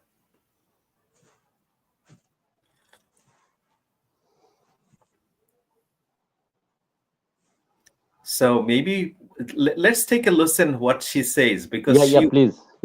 She will be she will be a minister. That this was a critical moment for our country. Canadians understood that the ballot question is who can fight for Canada, who can stand up to Donald Trump, and the answer is the Liberal Party and Mark Carney. How much responsibility do you take for where we are at tonight? Because one could argue that part of your move to quit is what triggered Justin Trudeau's resignation, Mark Carney's arrival. Do you take any solace in that difficult decision given where you are tonight? Rosie, obviously I did not have a crystal ball on that morning when I took the really tough decision to resign from the cabinet, but I knew it was the right thing to do. I didn't know what would happen next, but I knew that we were headed in the wrong direction and that I had to do something about it. And I knew it was the right thing then. I'm delighted by our party's comeback, and really grateful to all of the fabulous Liberals who have come out and worked so hard for this result. I've seen in my own campaign and campaigns across the country, people really getting this is an existential moment for Canada, and showing up and working hard and showing, you know, democracy, it's a noun, but we have to make it a verb. So for me, this campaign has been a really joyous experience and a moment when I have been so proud of Canada, so proud to be Canadian, and felt this real palpable wave of patriotism. Now we need to harness that patriotism and use it to unite our country and to build our country. And I know that that is what Mark Carney's government is going to do. Okay, Chrystia Freeland, thank you for making the time on this busy night for you. Congratulations. We will speak again soon, I'm sure. Thank you. Okay, thank you too. Okay, thank you. That's Chrystia Freeland, who has easily won her riding tonight, as she is projected elected. Adrienne Arsenault has some more results. Not such an easy battle in other parts of Ontario. We've been talking all night about how tight it is. Well, let's just look at some places where it's very tight. Eglinton Lawrence, Scarborough, only leading by 55. You see. With 114 polls reporting. 55 votes. This is happening all over Ontario. Let's look at another riding where it is extremely tight. Brampton, North Caledon. Ruby Sahota, Ruby Sahota, the government whip, again, only leading by 29. There are 6 seats in Brampton. Almost all of them are very, very tight. The one I find especially interesting is the next one here, which is Windsor, Tecumseh, Lakeshore.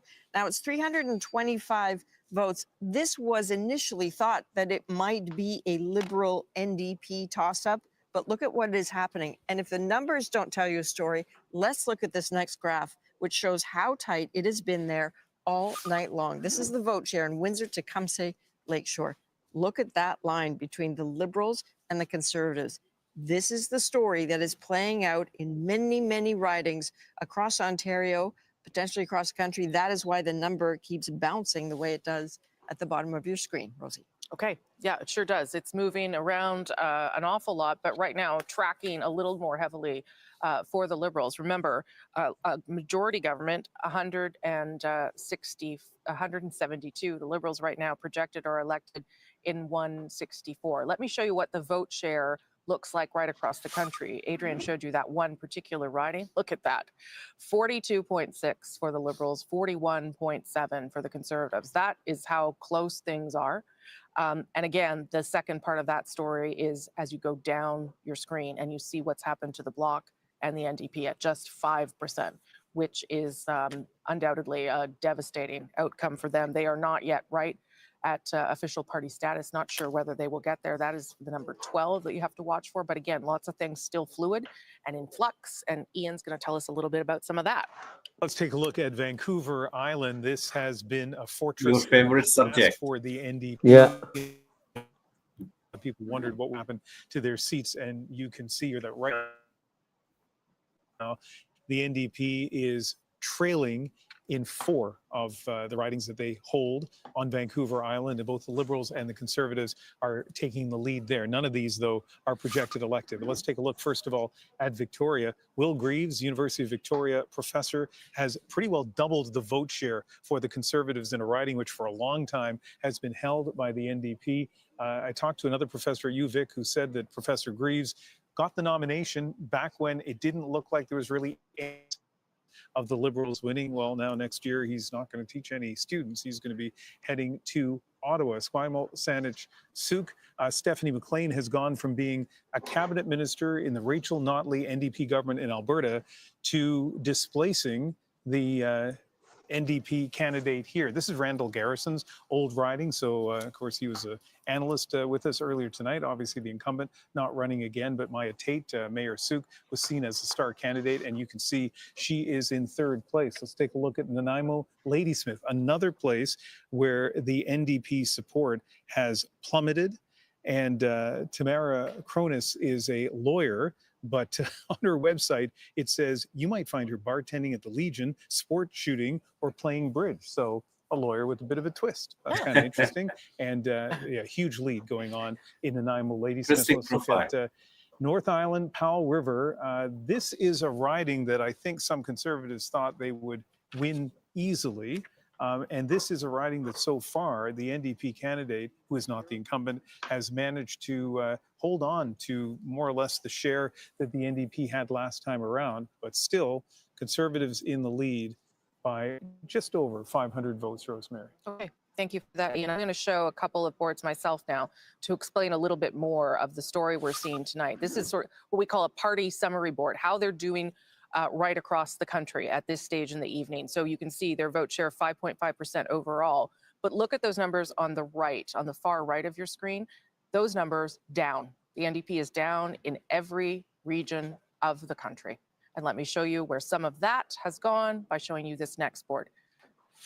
This is the Liberal Party, overall 42.6%. But look at that. Look at what has happened to them on the right of your screen, up in every single region of the country. And that explains a little bit where we are tonight. Especially BC. That collapse of the NDP, yes, has supported everyone, the Conservatives and the Liberals, but the Liberals really surging with some support growth, some growth in every part of the country. Let's go to David Cochrane. Yeah, Rosie, I mean, the NDP are down by double-digit percentage points everywhere. They could go down by double-digit percentage points. The only spot where they're not are the ones where they were in the single digits to begin with. But look, the path to party status was a difficult one for the NDP coming into Jagmeet Singh's third national election. They need 12 seats to get there. It's going to be tough. They have nothing in Atlantic Canada. We know that. They do have one seat in the island of Montreal. Alexander Boularice was reelected in the Rosemont-La Petite-Patrie riding. That's one. He's the Eastern Canadian flank. We do have them leading in Nunavut, but I don't believe they're elected yet in Nunavut. But let's look at Ontario. Let's look at Greater Toronto Area. Olivia Chow is the mayor of Toronto. There is not a single speck of orange anywhere to see in the GTA. We go into southwestern Ontario, northern Ontario. That was Charlie Angus's seat. Right now, that is blue on our map. You go into southwestern Ontario.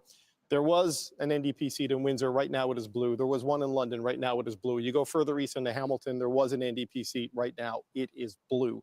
Their vote collapse while the Liberals have gone up. The vote inefficiency has created a path for Conservatives in a lot of seats that I'm getting texts from people in the NDP campaign saying this is the consequence of strategic voting. People hurrying to the Liberals stop the NDP from stopping Conservatives in seats where if they're voted held, they might have won.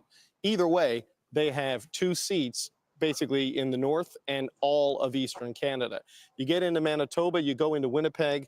This was another place where they had three seats coming into this. Right now, Leah Gazan is the last new Democrat standing in Manitoba. She has been elected, I'm told, in Manitoba.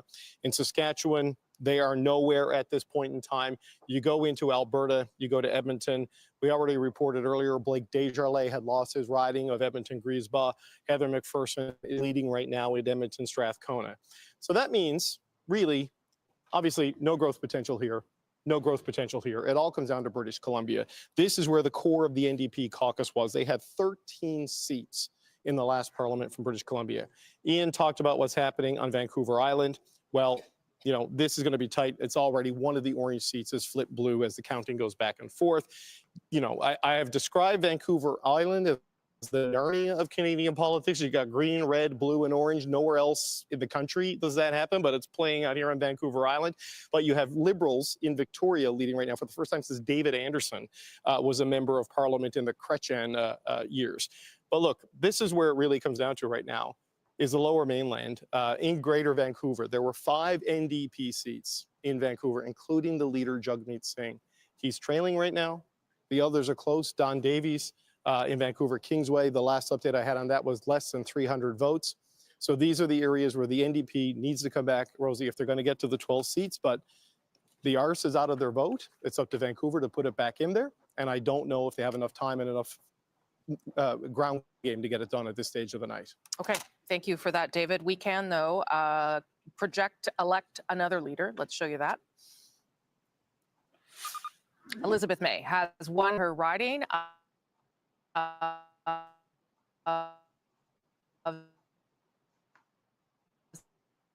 Saanich Gulf Islands with a significant in 2011. She can be the co-leader of the party. Her other co-leader lost in his riding in Outremont, so we'll see what that means for the future of that party. But right now, only one seat, and it's hers, in British Columbia. She has always been an effective parliamentarian, but obviously difficult when growth continues to elude that party, particularly in. So we're going to be sort of ending our live watch Yeah. party pretty soon. Yeah. But it looks like, things are, pretty much, you can expect pretty much same for the next few hours. There might be a little bit of pickup changes here and there. I would say, to me, like Liberal will be 160 plus, Conservative approximately 150 or little less.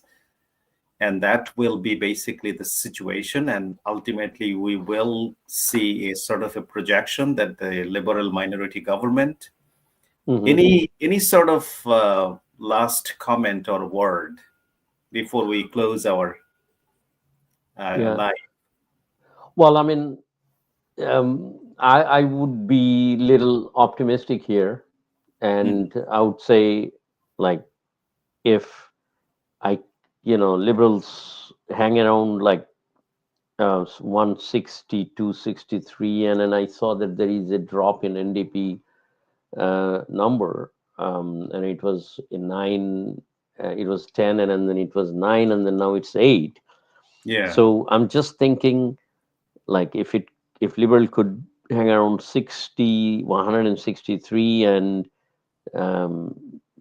NDP is 9, and then these two party can form a nice government, and because they go get along very well. Yeah. So that's my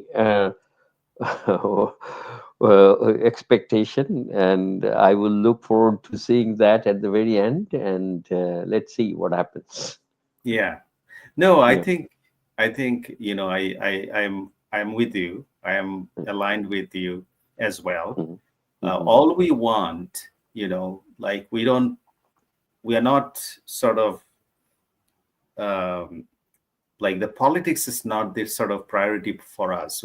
Our priority is how we can sort of, raise our family, have a good life and things like that. And we have as some of the politicians say, we have existential threats from especially from Donald Trump. So in that sort of situation, we really looking forward to a sort of a stable government, and that's what we really need, and hope that ultimately that will be the case. Yes, and then let's look forward to a good ending of this election. Yes, and then thank you very much. You're very welcome for your participation. And I see, I like your getup, like the French cut, and it's a change, but yeah, let's see. No, it's a very positive change. So good to have you, and we will. Thank you very much. Thanks for inviting me, and thanks for giving me the opportunity to be here and observe the election. And hopefully the next government will be a good government with good governance and political agenda, and so we can be living in peace. That's my expectation. Thank you. Okay, great. Thank you so much, and we'll be in touch. Thank you. Okay, thank you. Bye-bye.